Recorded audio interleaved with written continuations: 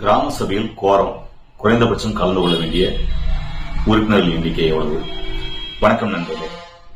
பெருமைக்குரிய கிராம பாராளுமன்றமான கிராம சபை கூட்டத்தில் குறைந்தபட்சம் கலந்து கொள்ள வேண்டியவர்கள் எவ்வளவு என்பது தொடர்பான தொடர்ச்சியாக கேள்விகளும் சந்தேகங்களும் ஒவ்வொரு முறையும் எழுகின்றது. ஒரு கிராம ஊராட்சியில 500 வாக்காளர் இருந்தாங்கன்னா 50 பேர் குறைந்தபட்சம் கலந்துக்கணும். அந்த கிராம ஊராட்சியில 3000 வாக்காளர் இருந்தாங்கன்னா குறைந்தபட்சம் 100 பேர் கலந்துக்கணும்.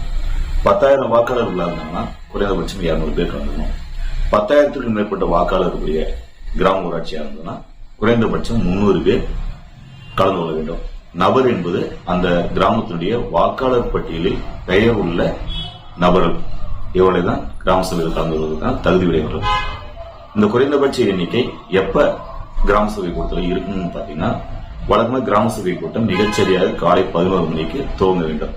ஒரு 5 நிமிஷம் 10 நிமிஷம் முன்ன துவங்கும். ஆனா காலையில 11 மணிக்கு கிராம சபை கூட்டத்தை துவக்க வேண்டும். ஊராட்சி செயலாளர் 11க்கு முன்னாடி இருக்கணும். பட்டாளர், அரசு ஊழியர்கள், கிராம சபை கூட்டத்தில் கலந்து கொள்ள வேண்டிய பல்வேறு துறை அரசு ஊழியர்கள் 11க்கு முன்னாடியே வந்துடணும். 11 மணிக்கு கிராம சபை கூட்டம் துவங்கணும். ஒருவேளை 11 மணிக்கு கிராம சபை கூட்டம் துவங்குவதற்கு தேவையான குறைந்தபட்ச குறைவு எண் வரவில்லை அப்படின்னா கிராம சபை கூட்டத்தை துவக்கிடலாம், நடத்திடலாம். அரை மணி நேரத்திற்குள் கிராம சபை கூட்டத்திற்கான குறைந்தபட்ச வாக்காளர்கள் நபர்கள் அங்க வரல அப்படின்னா கிராம சபை கூட்டத்தை ஒத்தி வைக்கணும். ஒத்தி வச்சுட்டு அடுத்த கிராம சபை கூட்டம் எப்ப அப்படிங்கிறது அந்த கூட்டத்திலேயே அறிவிக்கணும். வரி பதிவேட்டில் கையெழுத்து வாங்கலாம், தவறு கிடையாது. ஆனா வரி பதிவேட்டில் மினிட் நோட்ல பதிவு செய்யணும். குறைந்தபட்சம் வர வேண்டிய உறுப்பினர்கள் வராத காரணத்தினால் கிராம சபை கூட்டம் ஒத்திவைக்கப்படுகின்றது. அடுத்த கூட்டம் இந்த மாசம் 8ஆம் தேதி மீண்டும் இந்த இடத்துல நடக்குது அப்படிங்கிற அறிவிப்போடு அந்த கூட்டம் ஒத்திவைக்கப்பட வேண்டும். ஆனா நம்முடைய அரசு ஊழியர்கள் என்ன செய்வாங்க அப்படின்னா, கலெக்டர் டிக்கெட் சொல்றோம், வீடியோ டிக்கெட் சொல்றோம்னு சொல்லிட்டு கிராம சபை கூட்டம் ஒத்தி வச்சுட்டு கிளம்பிட்டு இவங்க 100 நாள் வேலை செய்யக்கூடிய பணியாளர்கள் மற்ற அவங்களுக்கு வேண்டியவங்க கிட்ட வீட்டில் வச்சு வெளியிடங்களில் வச்சு கிராம சபை கூட்டம் அல்லாத இடங்களில் வைத்து கையெழுத்து பெறுவார்கள். ஒரே நபர்கிட்ட கையெழுத்து, கைரேகை, இடதுகிற ஒரு ரேகை, வலதுகிற ஒரு ரேகை, புளுங்கில் ஒரு கையெழுத்து, பச்சைங்கில் ஒரு கையெழுத்து, சிவப்புங்கில் ஒரு கையெழுத்து, கருப்புங்கில் ஒரு கையெழுத்து, இந்த மாதிரி மாற்றி மாற்றி தமிழ்ல ஒரு கையெழுத்து, இங்கிலீஷ்ல ஒரு கையெழுத்து, தெலுங்குல கன்னடத்தில் ஒரு கையெழுத்து மாற்றி மாற்றி கையெழுத்து வாங்கி ஒரு 20 பேர்த்த வச்சுக்கிட்டே ஒரு 200-300 கையெழுத்து ரேகை வாங்கி குறைந்தபட்ச குறைவெண் வந்ததா காட்டுவாங்க. இதெல்லாம் வழக்கமான விஷயம். கிராம ஆர்வலர்கள் கிராம சபை கூட்டத்தில் இந்த விஷயத்தை கொஞ்சம் தெளிவா இருக்கணும். கூட்டம் துவங்கி அரை மணி நேரத்திற்குள் குறைவெண் வரவில்லை என்றால் கூட்டத்தை ஒத்திவைக்க சொல்லி கேட்கலாம். அந்த ஒத்தி வச்சதை அந்த நோட்ல பதிவு செய்ய சொல்லணும். பதிவு செய்யறாங்க பார்த்துக்கணும். பதிவு செய்ய தவறினால் உங்களை ஏமாற்றி விடுவார்கள். குறைவெண் குறைந்தபட்சம் வர வேண்டிய வாக்காளர் எண்ணிக்கை மட்டும் கணக்கில் எடுத்துக் கொள்ளக்கூடாது. கூடுதலாக குறைந்தபட்சம் இருக்கக்கூடிய அந்த குறைவெண்ணில் 3இல் 1 பகுதி பெண்கள் வர வேண்டும். அந்த கிராம ஊராட்சியில் தாழ்த்தப்பட்ட பழங்குடியின மக்கள் எத்தனை விழுக்காடு மக்கள் தொகையில் இருக்கின்றார்களோ அந்த விழுக்காடு குறைந்தபட்சம் அவர்கள் கலந்து கொள்ள வேண்டும்.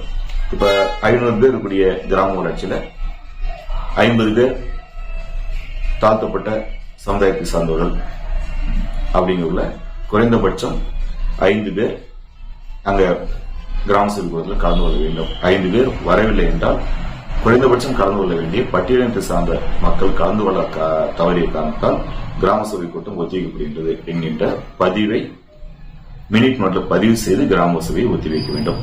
மகளிரை பொறுத்தவரை 3இல் 1 பங்கு கட்டாயம் இருக்க வேண்டும்.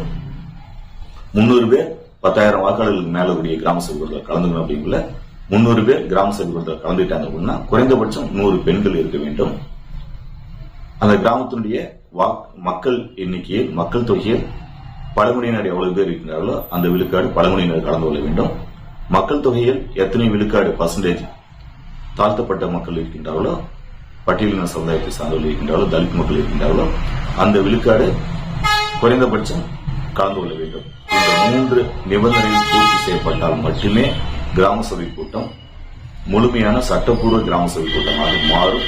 இவற்றை கிராம ஆர்வலர்கள் உன்னிப்பாக சரியாக கவனிக்க வேண்டும். ஒருவேளை இந்த குறைவெண் இல்லாமல் கிராம சபை கூட்டம் நடந்தால் அந்த இடத்தில் வாக்குவாதம் செய்வதை தவிர்க்க வேண்டும்.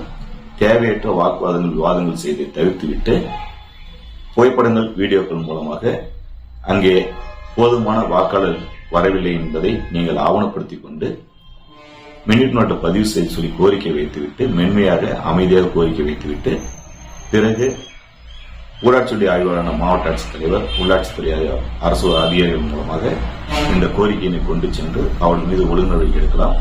ஒருவேளை மாற்றி மாற்றி கையொப்பம் பெற்று போலி கையொப்பங்களை பெற்று கிராம சபை கூட்டத்தினுடைய வருகை பதிவேட்டில் கையொப்பம் பெற்றால் என்றால் இது தொடர்பாக குற்றவியல் நீதிமன்ற நடவடிக்கையும் காவல்துறை மூலமாக போலி ஆவணம் தயார் செய்தல், போலி ஆவணத்தை பயன்படுத்தல் போன்ற குற்றங்களுக்கு ஊராட்சி செயலாளர் பற்றாளர் மீது தண்டனை பெற்றுக் கொள்ளக்கூடிய அதிகாரம் உங்கள் கையில் இருக்கின்றது.